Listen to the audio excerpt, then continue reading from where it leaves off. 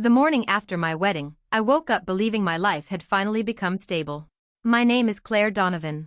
I was 34 years old, a middle school art teacher, and less than 24 hours earlier, I had married Ethan Brooks. Soft morning light spilled across the bedroom curtains. Ethan was still asleep beside me, one arm stretched across the bed, breathing slowly and peacefully. He looked harmless, safe, like a man completely at peace with his life. I slipped quietly out of bed, padded into the kitchen, brewed coffee, and cut myself a small slice of leftover wedding cake. I remember smiling to myself, thinking about how strange and comforting it felt to call someone my husband. Then my phone rang. Unknown number. I almost ignored it. Hello? I answered. Miss Donovan, a man asked. Yes? My name is Richard Bennett. I manage Crescent Hall. We hosted your wedding reception last night. I smiled automatically. Everything was wonderful. Thank you again. There was a pause. Not a normal pause. The kind that makes your stomach tighten before your mind understands why. That's not the reason I'm calling, he said carefully. This morning we reviewed some security footage from last night. I frowned. Okay. What we found involves your husband. Every muscle in my body stiffened. I think you should come here in person, he continued quietly. Today. And please, come alone. My heartbeat quickened. Then he added one final sentence. Do not tell your husband. At that exact moment, the bathroom shower turned on behind me. Ethan was awake. And in a single instant, the perfect life I thought I had built began to crack apart. Before that phone call, I truly believed I knew who Ethan Brooks was. We met 8 months earlier at a quiet coffee shop downtown. I had been grading student projects at a corner table while he sat nearby repairing the strap on an old leather bag with a small toolkit he carried around. He smiled at me first. Not arrogantly. Not flirtatiously. Just warmly. We started talking casually, then stayed there together for nearly 2 hours.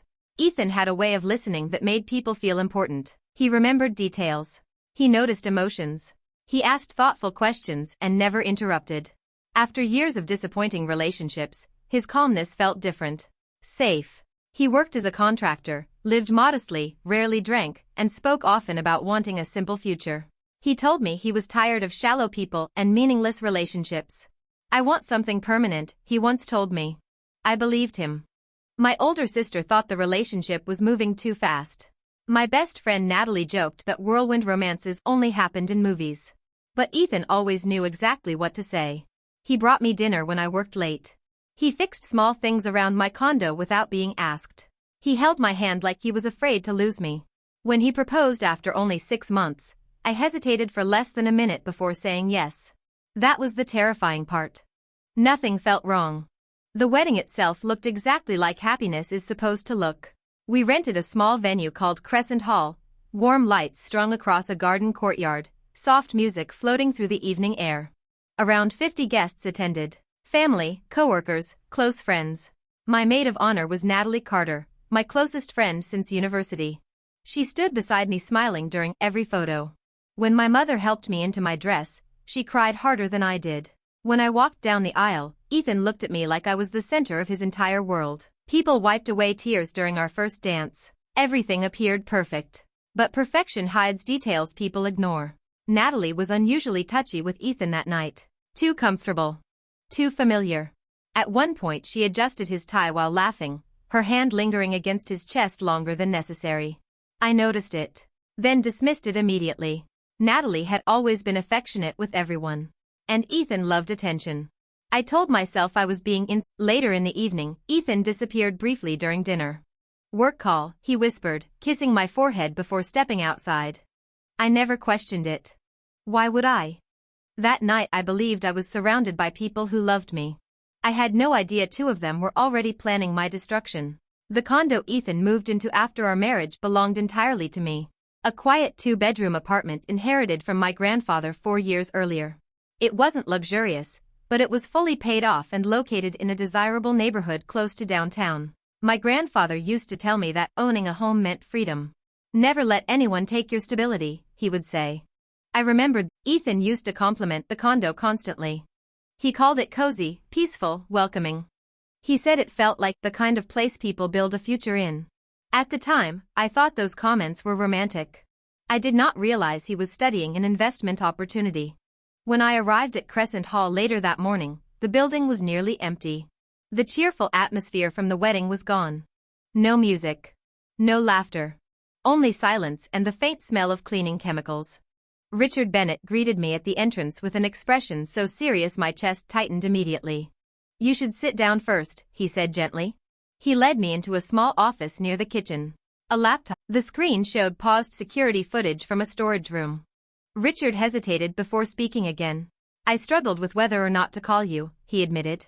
"But if this involved my daughter, I'd want someone to tell her." Then he pressed play. The timestamp showed 10:12 p.m. I remembered exactly where I had been at that moment. The storage room door opened. Natalie walked in first. Seconds later, Ethan followed. My stomach dropped instantly. He locked the door behind him.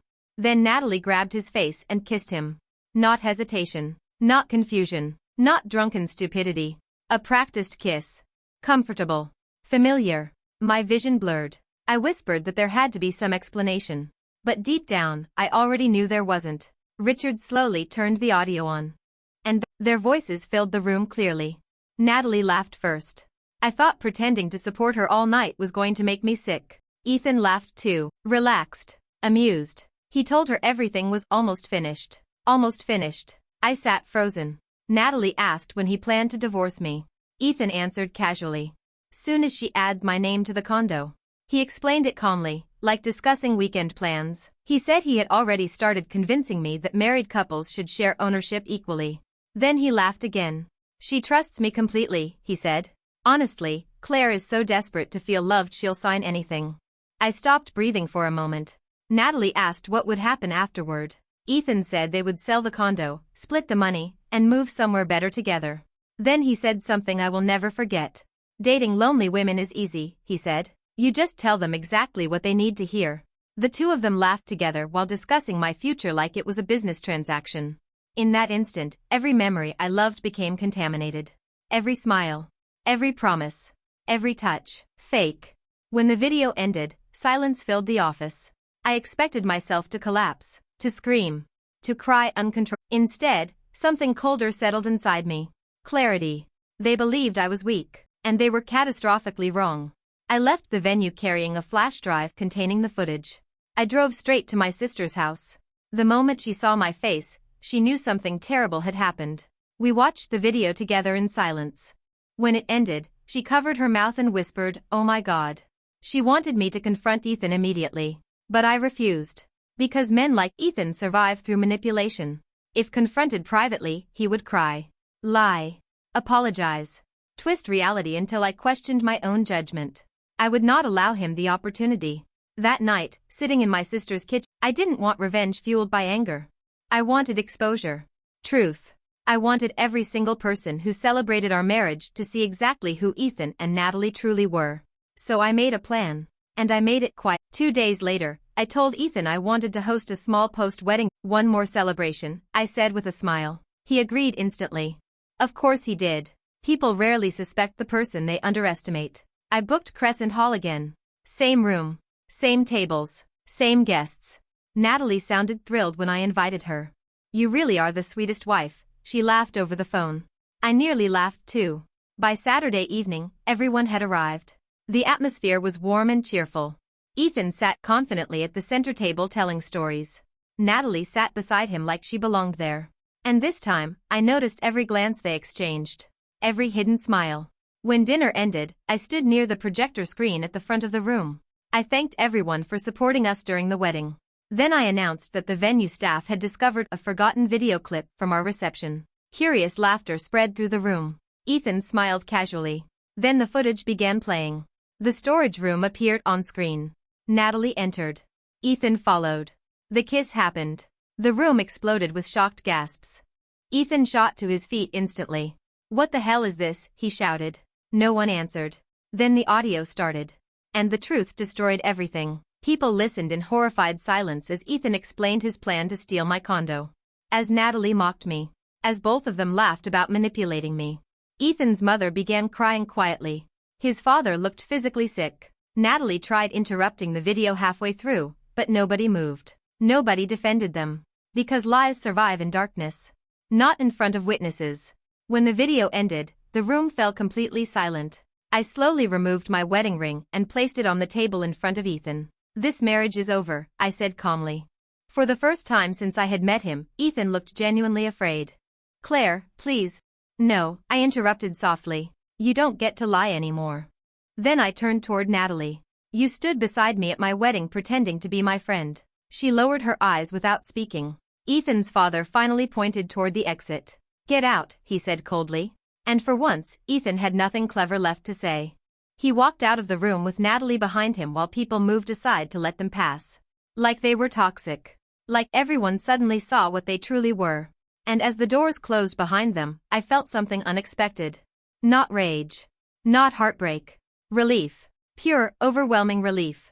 Because the worst part of betrayal is not losing someone. It is realizing the person never truly existed in the first place. The divorce was finalized quickly. Ethan never contested anything. The condo remained mine. My life slowly became quiet again. And eventually, that quiet stopped feeling empty. It started feeling peaceful. I learned that kindness without boundaries attracts dangerous people. I learned that trust should be earned slowly. And I learned that strength is not always loud. Sometimes strength is patience. Sometimes strength is waiting silently until the truth reveals itself. Today I still live alone in the same condo. The same kitchen. The same small balcony overlooking the city lights, but now the home feels different. Not because it changed. Because I changed. What happened did not destroy me. It clarified me. And maybe if this story found you, there is a reason. Maybe you are ignoring warning signs. Maybe someone is asking for trust they have not earned. Maybe your instincts are trying to protect you. Listen to them. They are usually right far earlier than your heart wants to admit.